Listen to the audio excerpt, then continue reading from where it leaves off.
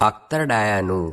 સ્વામિનારાયણ હરે સંવત 1881 પોષ સુધી એકાદશીને દિવસ સ્વામી શ્રી સહજાનંદજી મહારાજ શ્રી ગરડા મધ્યે દાદા ખાચરના દરબારમાં શ્રી વાસુદેવ નારાયણના મંદિરની સમીપે ઢોલિયા ઉપર વિરાજમાન હતા અને સર્વ શ્વેત વસ્ત્ર ધારણ કર્યા હતા ને પોતાના મુખારવિંદની આગળ મુનિ તથા દેશ દેશના હરિભક્તની સભા ભરાઈને બેઠી હતી. પછી શ્રીજી મહારાજ બોલ્યા, જે સાંભળો, ભગવાનની વાર્તા કરીએ. ત્યારે તાલ પખાજ લઈને સંત કીર્તન ગાવતા હતા. તે છાના રહ્યા અને સર્વે હાથ જોડીને સાંભળવા બેઠા. પછી શ્રીજી મહારાજ બોલ્યા, જે જીવના કલ્યાણને અર્થે ભગવાનના રામકૃષ્ણાદિક જે અવતાર થાય છે તેને તો માયાનું કાર્ય એવું જે આ જગત, તેમાં કોઈ ઠેકાણે મોહ થતો નથી અને પોતાના અલૌકિક પ્રતાપે કરીને નિશંક વર્તે છે અને પોતાના ભક્તજનની ભક્તિને અંગીકાર કરવાને અર્થે પંચવિષયને પણ સારી પેઠે ભોગવે છે. તેને જોઈને આ સંસારને વિશે જે અખ્તરડાયા મનુષ્ય છે તે પરમેશ્વરને વિશે દોષ પાઠે છે અને એમ જાણે છે આ તો પરમેશ્વર કહેવાય છે, તો પણ એને આપણા કરતા પણ વધુ સંસારને વિશે આસક્તિ છે. એમ જાણીને ભગવાનને પણ પોતા જેવા મનુષ્ય જાણે છે, પણ ભગવાનનો જે અલૌકિક મહિમા તેને જાણતા નથી. એ જ ભગવાનની માયા છે અને બ્રહ્મસ્થિતિને પામ્યા એવા જે આત્મદર્શી સાધુ, તેને પણ આ સંસારને વિશે કોઈ પદાર્થ દેખીને મોહ થતો નથી. તો બ્રહ્મથી પરબ્રહ્મ એવા જે શ્રી કૃષ્ણ ભગવાન, તેને માયાને માયાના કાર્ય થકી નિર્લેપ રહેવાય. એમાં તે શું કહેવું, એ તો રહેવાય જ. અને આત્મનિષ્ઠાવાળા જે સંત, તેને આત્મનિષ્ઠા અને તીવ્ર વૈરાગ્ય એ બેય હોય. તેણે કરીને કોઈ રીતનું બંધન તો ન થાય, પણ જો તેને ભગવાનને વિશે ભક્તિ ન હોય તો જેમ બહુ પ્રકારના ભોજન અને બહુ પ્રકારના વ્યંજન કર્યા હોય ને તેમાં જો એક લવણ ન હોય તો તે સર્વે નકારા થઈ જાય છે. તેમ ભગવાનની ભક્તિ વિના એકલું જે બ્રહ્મજ્ઞાન છે તથા વૈરાગ્ય છે તે તો નકારું જ છે ને સદા અકલ્યાણકારી જ છે.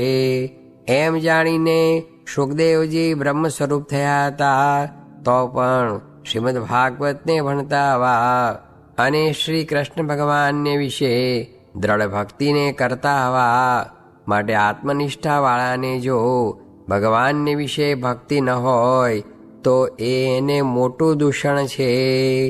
અને જેને ભગવાનને વિશે ભક્તિ હોય તેને પણ જો આત્મનિષ્ઠા અને વૈરાગ્ય ન હોય તો જેવી ભગવાનને વિશે પ્રીતિ હોય તેવી બીજા પદાર્થને વિશે પણ પ્રીતિ થઈ જાય.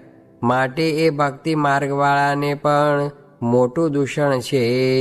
અને જે આવો પરિપક્વ ભગવાનનો ભક્ત હોય તેણે તો ભગવાનનો યથાર્થ મહિમા જાણ્યો છે, માટે તેને તો પરમેશ્વર વિના બીજું સર્વે તુચ્છ જણાણું છે. તે સારું કોઈ પદાર્થમાં તે મોહ પામતો નથી.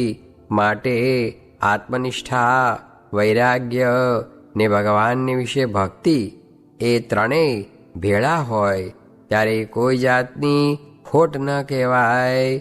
અને એવો જે હોય તે તો ભગવાનનો જ્ઞાની ભક્ત કહેવાય, એકાંતિક ભક્ત કહેવાય, અનન્ય ભક્ત કહેવાય. ઇતિ વચનામૃતમ. એ રીતે ગરડા મધ્ય પ્રકરણનું 65મું વચનામૃત જે તે થયું. જેમ છે એમ કહીએ તો ઘેર કોઈ જઈ શકે નહીં ને ઘેર જાય તો ત્યાં રહેવાય નહીં, એમ કહીને બોલ્યા જે તાજી તીક્ષ્ણ ધાર અડતામાં અળગું કરે લેશ ન રહે સંસાર, વજ્ર લાગ્યા કોઈ વીરના. સ્વામિનારાયણ સ્વામીએ વાત કરી છે, દત્તાત્રેયે 2 જીવનું કલ્યાણ કર્યું, કપિલે 1 જીવનું કલ્યાણ કર્યું, ને ઋષભદેવે 100 જીવનું કલ્યાણ કર્યું, ને આજ તો સાધુ કહે અમે દૈવી જીવનું કલ્યાણ કરીએ પણ આસુરીનું કલ્યાણ અમારાથી થાય નહીં. ત્યારે ભગવાન કહે આસુરીનું કલ્યાણ અમે કરશું. તે મુજો સુરુ ને માનભા ને જોબન પગી ને તખો પગી એ તો પાપના પર્વત કહેવાય. એને તો ભગવાન સત્સંગ કરાવે પણ એ સાધુથી વળે નહીં. સ્વામિનારાયણ સ્વામીએ વાત કરી છે, મહારાજને જયસંગભાઈએ પ્રશ્ન પૂછ્યો છે, ભગવાનનું કર્યું સર્વે થાય છે ને તે ભગવાન રક્ષા કરે તો શું ન થાય? ત્યારે મહારાજ બોલ્યા છે, રક્ષા તો ભગવાન બહુ કરે છે ને જો રક્ષા ન કરતા હોય તો કાળ, કર્મ ને માયા એ કોઈને પ્રભુ ભજવા દે એવા નથી. કેમ જે મૂળ માયાને કોઈએ છેડી નહોતી, તેને આપણે છેડી છે. તે શું? તો લાજુ કાઢીને તેનો વારંવાર તિરસ્કાર કરીએ છીએ. તે જો ભગવાન રક્ષા ન કરતા હોય તો આ કરો પાડીને મારી નાખે, કાં આ ઝાડ ભાંગીને મારી નાખે, કાં પૃથ્વી ફાડીને માઈ ઘાલી દઈએ. એવી ખીજી છે. ત્યારે પૂછું છે, એવી ક્યાં સુધી રક્ષા કરશે? ત્યારે મહારાજ બોલ્યા છે, હમણાં રક્ષા કરે છે ને પછી નહીં કરે એમ સમજવું નહીં.